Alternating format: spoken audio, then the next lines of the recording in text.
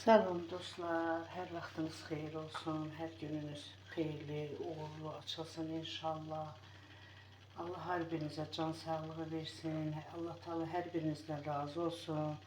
Mən də sizdən necə ki razıyam. Kanalıma abunə olursunuz, gözəl rəylər yazırsınız, Allah hər birinizi var eləsin. Mən də elə rəyləri oxumayandan sonra istəyirəm ki, daha da bir maraqlı şeylər sizin üçün paylaşım. Nə bilim, vloglarımın sayını artırım. Allah hər birinizdən razı olsun. Dostlar, umaçlı piroq eləyirəm. Burada 4 stəkan undur.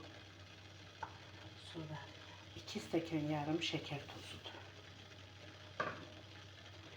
1 stəkan da duru yağdır.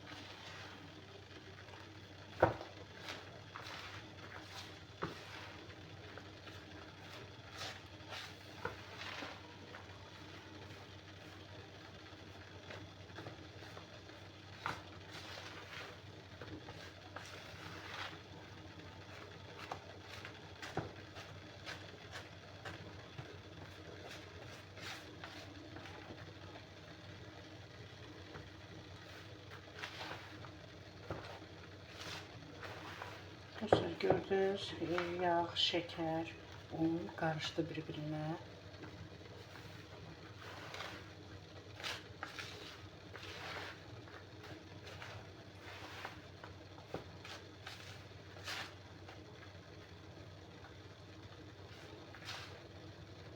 Dostlar, indi bundan bir stəkan götürəcəm üzəri üçün.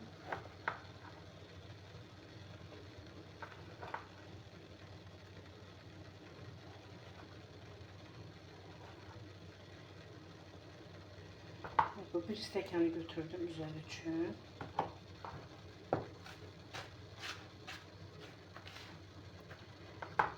Burada dostlar bir stəkan qatığımız var.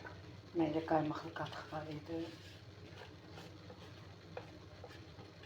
Onu əlavə elədim. 4 ədəd sarı ağlı yumurtadır.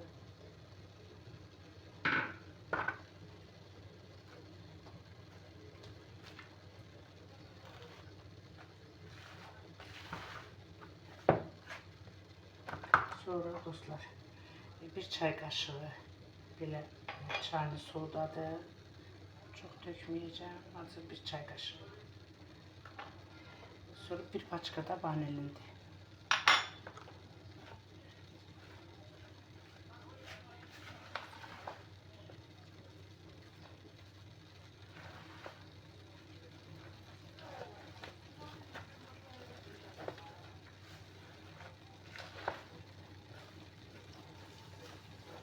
Şöyle kısmı durun.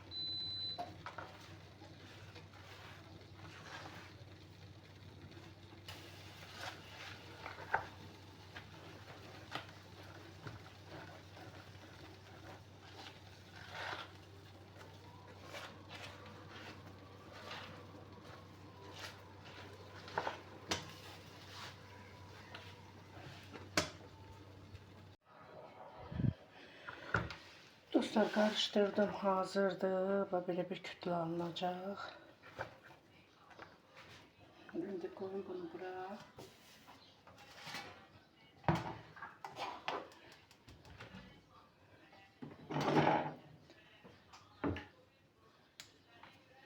Dostlar, kabın listin içine bir damcı yağ vurun, yapışmamak için.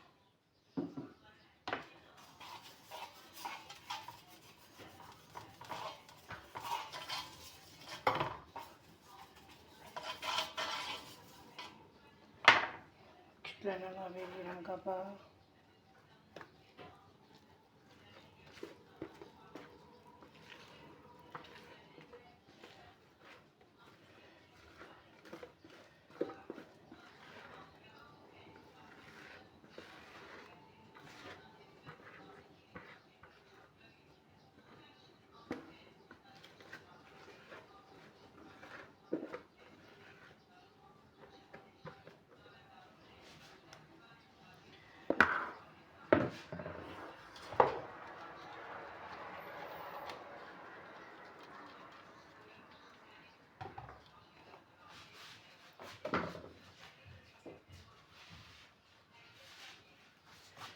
Dostlar, götürdüğüm umaçdan üzerine tükürəm.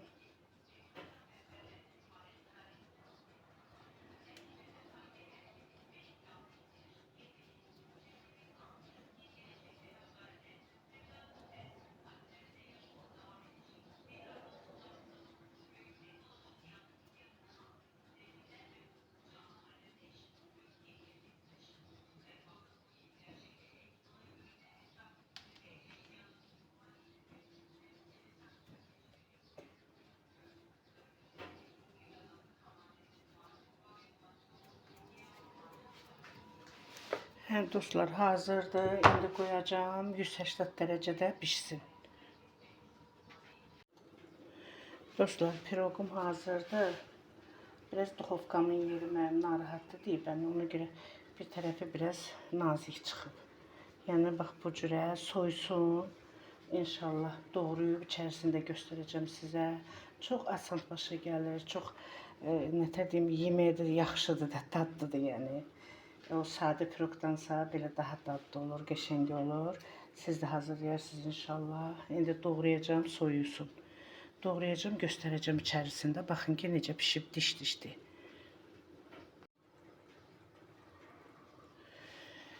Dostlar, piroqumu kəsim. Düz ortasından kəsəcəm.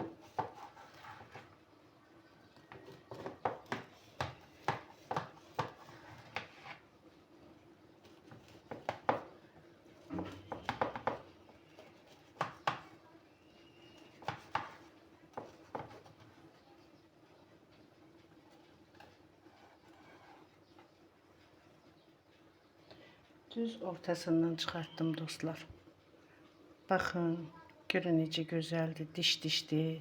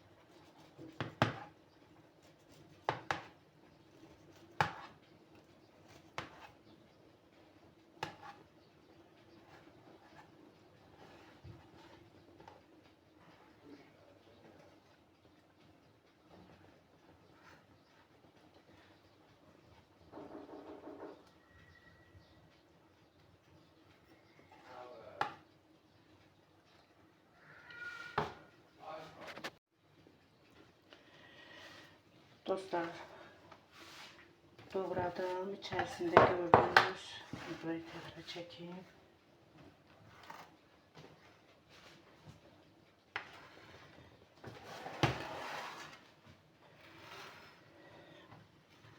Bu da benim piroqum. Baxın. Baxın, görün necə gözəldir. Arxası da belə. Çox qəşəng. Yumuşaq, tez başa gələn, az ərzaqla hazırlanan qəşəng piroqdur. Siz də hazırlayın inşallah. Bişirin, uşaqlarınız yesin, özünüz yeyin. Çox dadlıdır. Həm də ki, əsl yay şirniyyatıdır da, yağlı deyil.